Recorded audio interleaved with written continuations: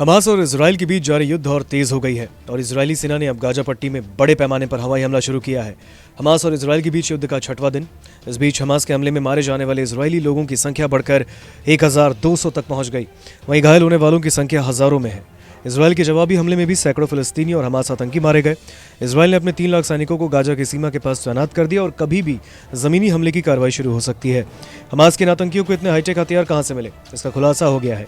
दुनिया की सबसे बड़ी खुली जेल गाजा पट्टी पर शासन करने वाले हमास ने ड्रोन, रॉकेट और मिसाइलों से इसराइल पर हमला करके दुनिया को चौंकाया।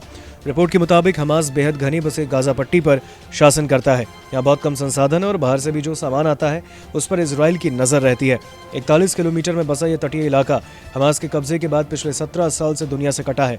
इसराइल और मिस्र दोनों ने ही एक सख्त पहरा इसके चारों ओर लगा रखा है। इसराइल ने हवा और समुद्री रास्ते में सख्त निगरानी रखी है और इन सब के बाद भी आखिर हमास को कहां से इतने हाईटेक हथियार मिले जिससे उसने इजरायली आयरन डोम और अन्य हाईटेक हथियारों को फेल कर दिया, ये सवाल सबके जहन में है।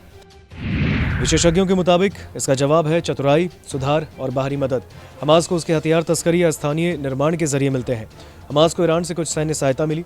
इसराइल और अमेरिका को भी अभी तक इस बात के सबूत नहीं मिले कि ईरान ने हमास को इस हमले में सीधी मदद की।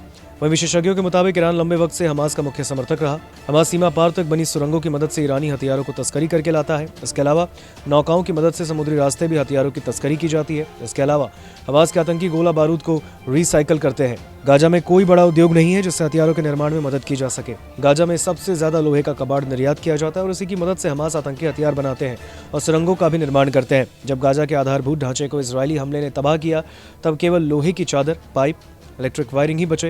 ये सभी हमास के हथियार बनाने वाले वर्कशॉप तक पहुंचे। विशेषज्ञों के मुताबिक हमास ने इन सामग्रियों को रॉकेट, ट्यूब या अन्य विस्फोटक बनाने में इस्तेमाल किया। इसके अलावा इसराइल ने जिन बमों को हमास के ऊपर फेंका और वे फटे नहीं, उनके बारूद का भी इस्तेमाल हमास ने हथियार बनाने में किया। इसराइल के यही हथियार और गोला बारूद अब हमास को मदद दे रहे हैं और उनका इस्तेमाल अब वह इसराइल पर हमले के लिए कर रहा है। हमास ने राहत सामग्री के नाम पर दी गई पाइप का इस्तेमाल भी रॉकेट और मिसाइलों को बनाने के लिए किया। उन्होंने खुद ही इसका वीडियो जारी किया है। नमस्कार, मैं हूं मानक गुप्ता। अगर आपको हमारा ये वीडियो पसंद आया हो तो इसे लाइक और शेयर जरूर करें और हाँ, हमें सब्सक्राइब और फॉलो करना ना भूलें ताकि आप देश और दुनिया की कोई खबर मिस ना करें। तो जुड़े रहिए हमारे साथ और देखते रहिए न्यूज़ 24।